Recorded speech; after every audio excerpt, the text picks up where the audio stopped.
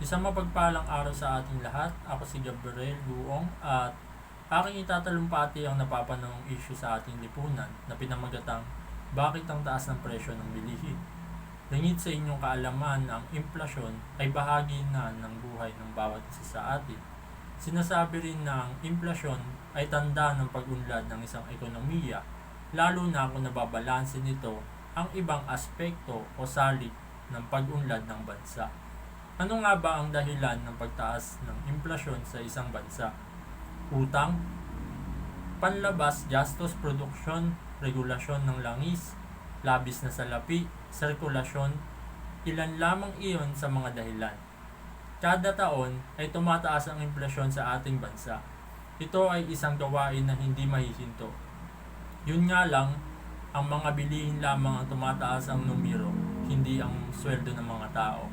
May mga tao naman na nakikinabang sa pagtaas ng inflasyon. Isa na rito ang mga negosyante. Dahil ang mataas na presyo ay isang insentibo sa kanila. Isipin na lang ninyo na kapag mataas ang presyo ng mga bilihin, dumarami ang negosyante. Dumarami ang mga manggagawa, mataas na sahod, mataas nga ba ang sahod? Hindi tayo sigurado dyan.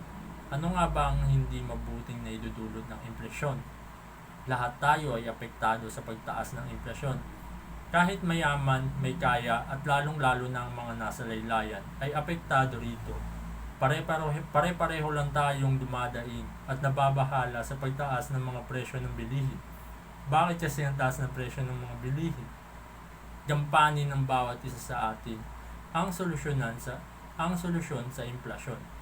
Maging ikaw ay manggagawa, negosyante o mag-aaral. Ako bilang isang estudyante, makakatulong ako sa paglutas ng inflasyon sa simpleng matalinong paggamit ng salapi o tinatawag na tight money policy.